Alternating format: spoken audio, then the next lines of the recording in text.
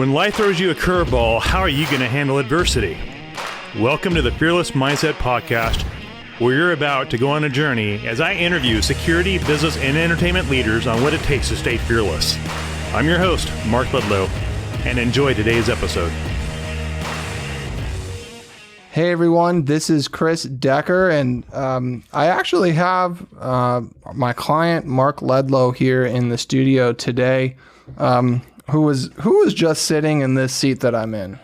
Dean Stott. Now, Dean Stott is the author of Relentless. He's been on the Jocko Willing podcast. What are some other notable things? He's been on Jocko. He's been on Jack Carr, who has the hit show The Terminalist. And Jack Carr is a huge author, Navy SEAL guy. He's in Hollywood right now, just doing some great stuff in creating content. But yeah, Jack Carr's a big name. Jocko's a big name. They're all, ironically, both special forces guys.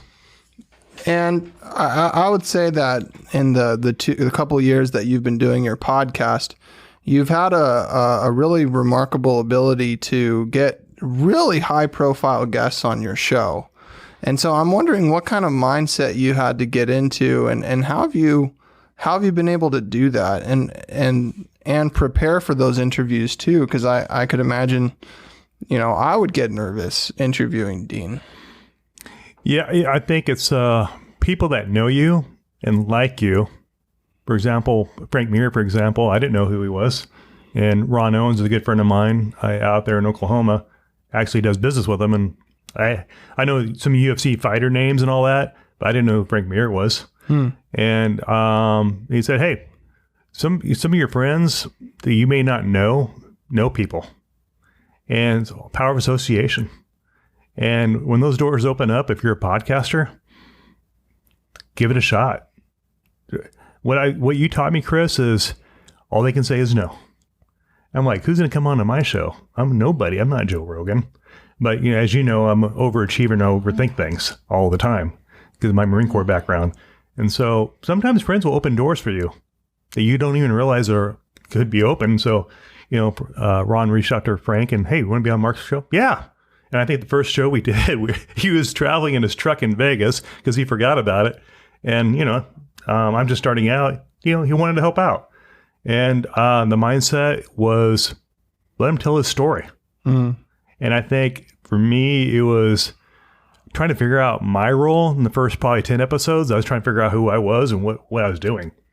And so I think getting comfortable on what your why is and why you're doing the podcast to begin with. And then build the confidence.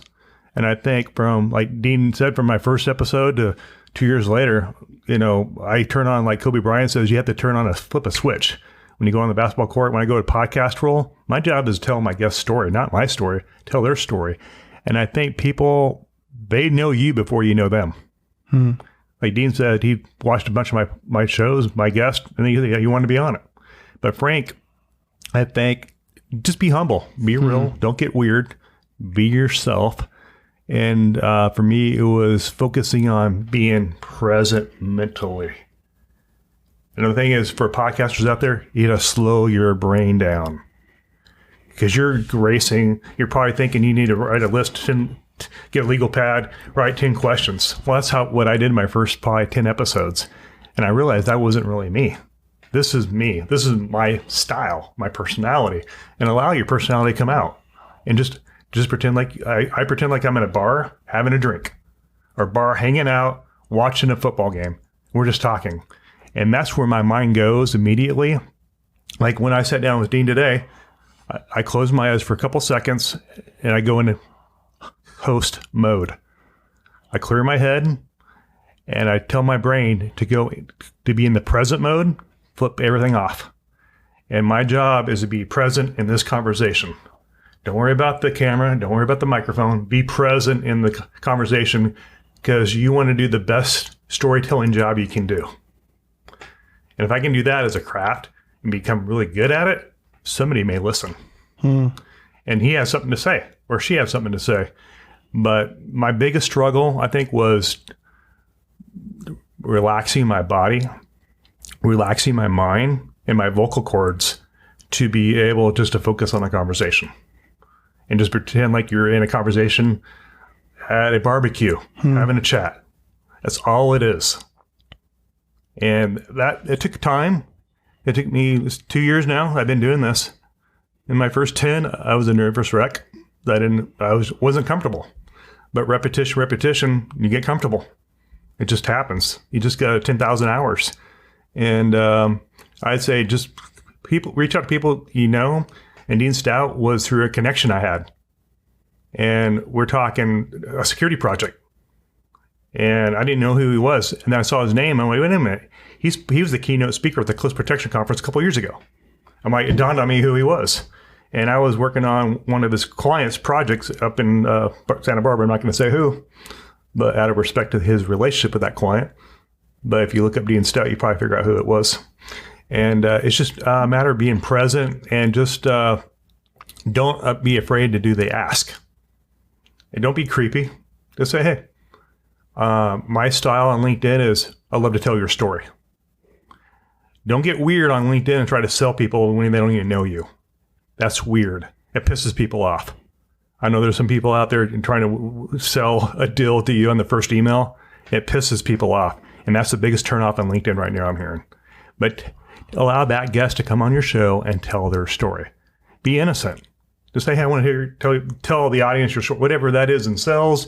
It can be building a Rubik's Cube, making a puzzle, whatever. It doesn't matter. But as far as big names, just be you. And I think once you get one, like Frank Mears and Brent Gleason, you start getting big names. I think once they start seeing you do your thing and just realize you're a normal guy or gal, and then they see how comfortable you are on the show, because they're going to judge you on how comfortable they'll feel when they're in that environment with you. They'll make that decision. Because many people say, yeah, I've been watching you for a while. I'm like, really? And I think being a podcaster myself, I'm kind of a humble guy. I'm like, I'm just doing a show. That's all I think. I'm doing a show, and I will tell that guest his story because it may impact somebody's life for the better. And if I can impact a life, like, for example, Zach with the Balboa Bay Resort, now at Pelican Hill, we did the podcast. He left his job, and the people that interviewed him at Pelican Hill knew him before he stepped the door for that interview. How? They watched his podcast. That wasn't the intention at all. I just want to get him before he went to another job so he can tell some stuff before being locked in a non-disclosure agreement, the new position he had. And he said, Mark, I am getting hundreds, maybe thousands of people reaching out to me after your podcast and say, hey, if I offer any help, let me know. And that was through LinkedIn. And then when he said he went to that interview at Pelican Hill, they all knew his story before he got there. And he said, dude, this is a trip. And he said he thinks it may have helped him solidify his job at that new position. That's definitely a really cool act of service. Thanks, Mark, for sharing that. I hope this is helpful for anybody who is thinking about guests for their podcast. Here's the book. Mark, you have just been awesome to work with, and Thanks for having me. Here's to keeping it going.